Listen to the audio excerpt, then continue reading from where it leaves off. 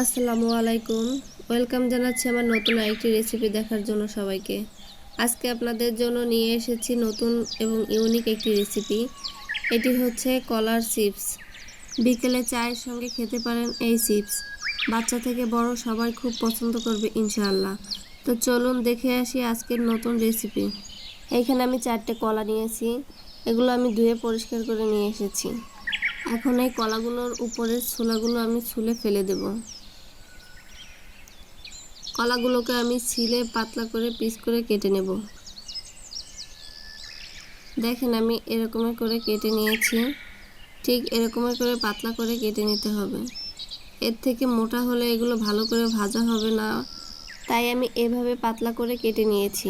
একেবারে পাতলাও না, একেবারে মোটাও না, এই অবস্থাতে আমি কেটে নিয়েছি।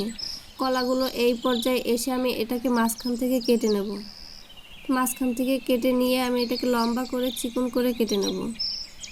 আমরা সবাই কম বেশি এই কাঁচকলার উপকারিতা সম্পর্কে কিন্তু জানি। কলা কিন্তু আমাদের শরীরে হজম শক্তি বৃদ্ধি ও ওজন কমাতে খুবই গুরুত্বপূর্ণ ভূমিকা রাখে। এটা কোষ্ঠকাঠিন্যের জন্য খুবই উপকারী। কলা আমাদের হৃদরোগের ঝুঁকি কমায়, ত্বক ও চুলের সৌন্দর্য বৃদ্ধি করে। কথা বলতে বলতে আমার কলাগুলো কেটে ধুয়ে পরিষ্কার করে নিয়ে এসেছি। এখন এখানে দিয়ে দিলাম প্রথমেই লবণ, তারপরে দিয়ে দিলাম আমি হলুদের গুঁড়ো, ধনিয়ার গুঁড়ো, মরিচের গুঁড়ো। কালারের জন্য আমি এখানে নিয়ে নিলাম সামান্য পরিমাণের ফুড কালার। তা আমি এখানে জর্দার কালারটা ব্যবহার করেছি। আমি দিয়ে দিলাম কর্নফ্লাওয়ার। তো এখানে আমি 3 চামচ কর্নফ্লাওয়ার নিয়েছি। এইখানে সামান্য পরিমাণে একটু পানি ব্যবহার করতে হবে, না হলে কলার সঙ্গে এই মশলাগুলো একটুও মিশবে না।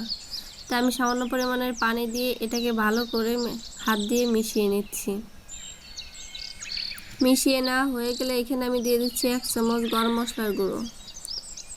স্বাদটাকে আরেকটু বৃদ্ধি করতে আমি দিয়ে দিলাম এখানে টেস্টি সল্ট সামান্য পরিমাণের। দিয়ে আমি এখানে ভালো করে এইগুলোকে আমি আবারও মিশিয়ে নেব। মিশিয়ে নেওয়া হয়ে গেলে আমি এটাকে সাইডে রেখে অন্যদিকে আমি কড়াইতে তেল গরম করতে বসিয়ে দেব।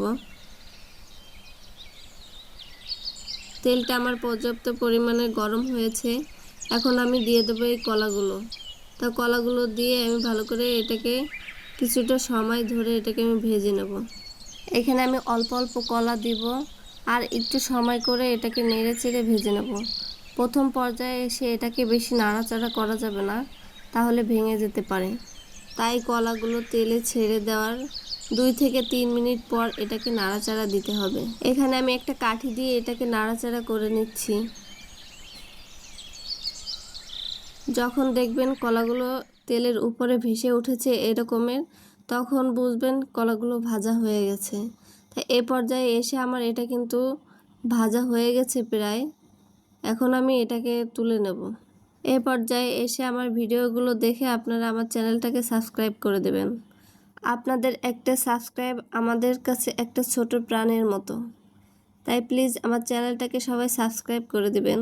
লাইক, কমেন্ট, শেয়ার করতে কিন্তু ভুলবেন না। এগুলো আমি এখন উঠিয়ে নিচ্ছি। এভাবে সবগুলো কলার চিপস আমি ভেজে নেব।